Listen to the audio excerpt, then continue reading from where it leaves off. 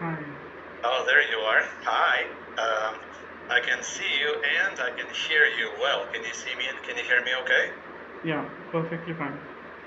Excellent. All right, let's go ahead and get started. So this is communication skills part of Successful Academic, and it is an interview, usually a 10 to 15-minute interview. I quickly ask you a couple of questions at the beginning, just because we make sure that you are who you are, and after that we have a chat about different topics. Because it is an interview, I will be asking you a bunch of questions, but please feel free to ask any questions you may have as well. My name is Aziz and I coordinate assessment at Cecil. Could you tell me your full name and your date of birth, please? My full name is Sudhir Chabla, Uh-huh. Sudhirchabra, and my Mhm. DOB is 11th of August 1995. Perfect. That all checks out. I will close your ID. All right.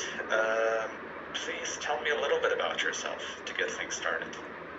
I'm an English teacher in India. I prepare students for different English exams like the IELTS, the PTE, and others. Good. And I've been teaching English for 6 years now. And Okay.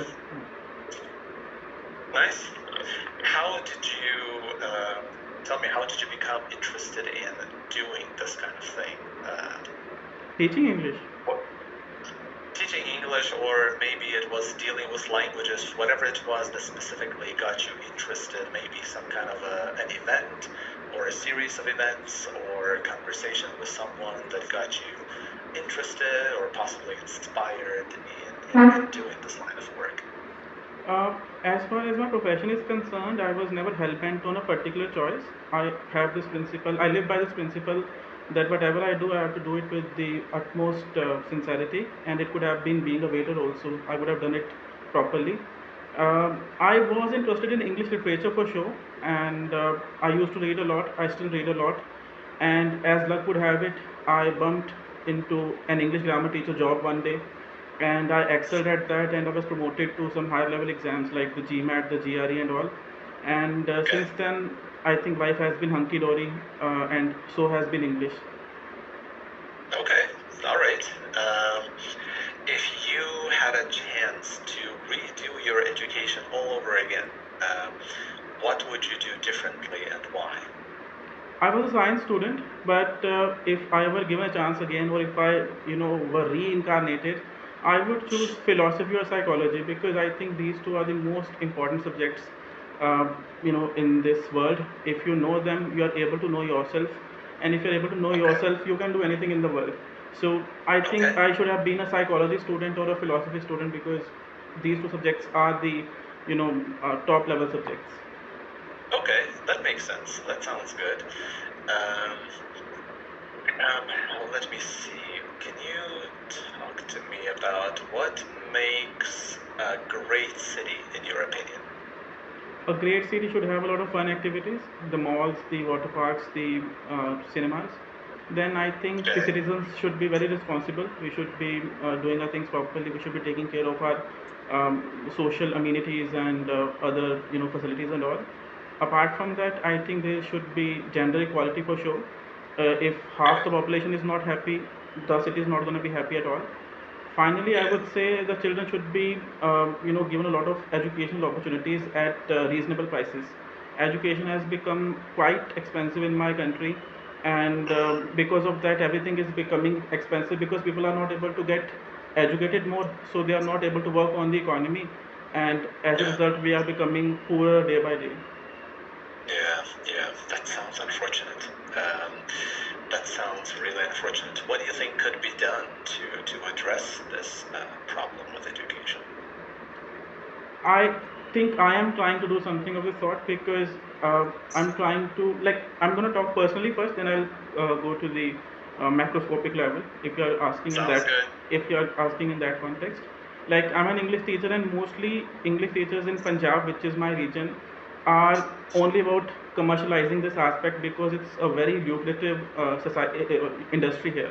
People can pay a lot of money to get educated in this regard, to know English properly, because they have to migrate to Canada mostly.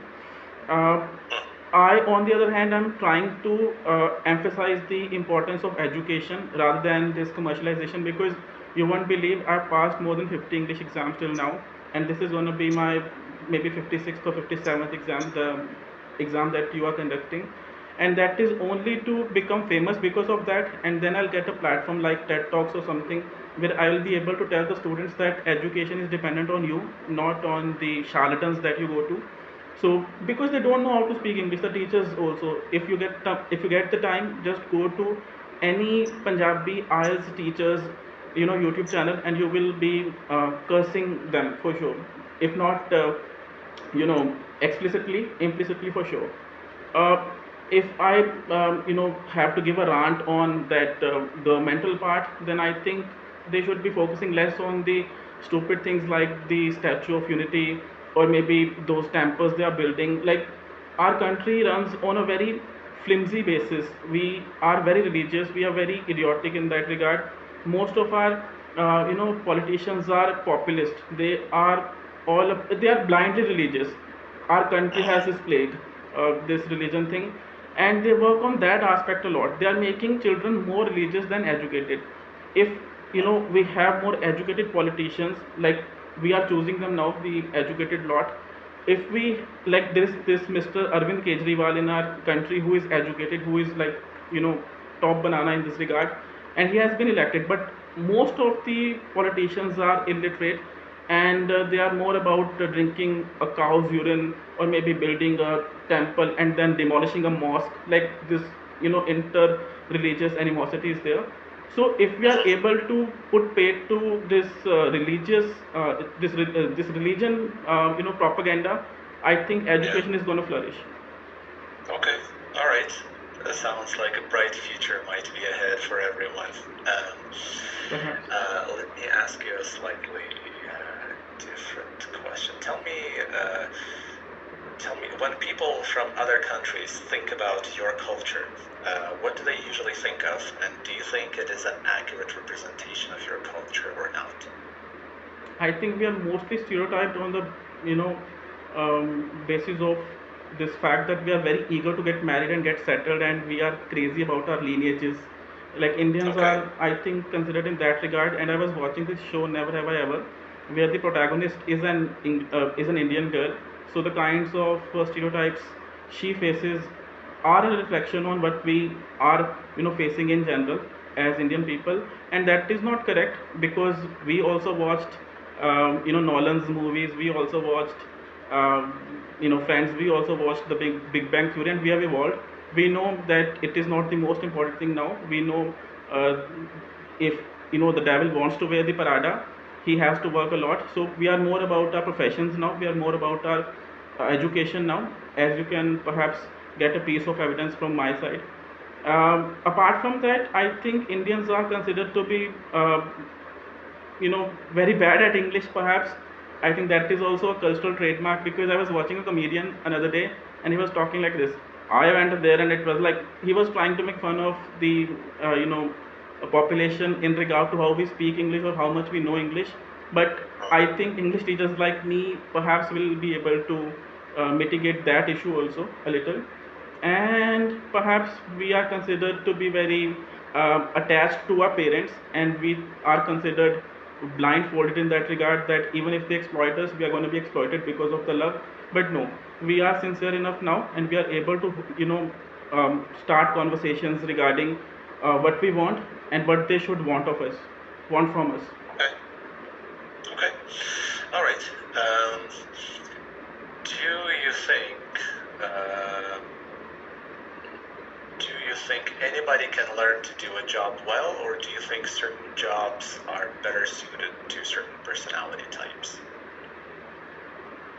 See, a personality is a sum total of our psychology and interests and all. So, anybody, I would not say, any body can, but any mind can't. I think we have to be, Okay. honed in that regard, and we have to be interested in that field for sure.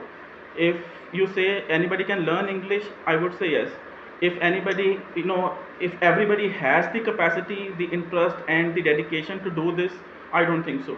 So you have to be prepared in regard to your psychological parameters.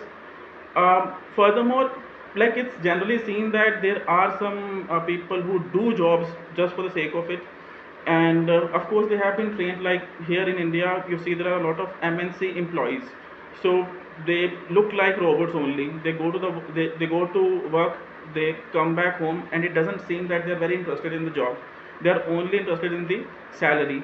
So if they are doing it with the sullen face, I think they have been trained to do something that was not something that they were keen on. So it seems a little true also. Okay. All right. Okay. Let me see. If you could live anywhere in the world, where would you choose to live and why? I think Japan. I recently read this book Ikigai, and I saw that cultural trade earmarks like simplicity, reading a lot, having green tea. Whereas otherwise we are megalomaniacal in India, or maybe in most superpowers, it's all about earning a lot. But there it is only about living more and more, and they are living quite quite a long life. If you see, I could see some statistics in that book only, and they were living beyond 100 years, and that is an achievement.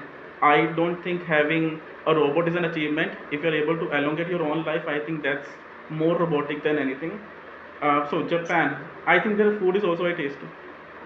Okay. All right. All right. That makes sense. Any particular city within Japan that you have in mind? I'm not really sure about that. I read some geographical regions in that book only, but I've forgotten the names. And it's 3 a.m. in Yeah. India, and my memory will not serve me well. So maybe Tokyo Yeah. to be on the safe side. No. No worries. No worries. Okay. Let me ask you one last question then. Um, how would your friends describe you, and what would you add or change? My friends would describe. I don't have many friends. I'm a recluse. Sorry. And if I consider a friend from my college time, they would consider me, you know, eccentric perhaps, because I was not really gelling with them at that time. I was not interested in my subjects, and that frustration used to come up when I was sitting with them.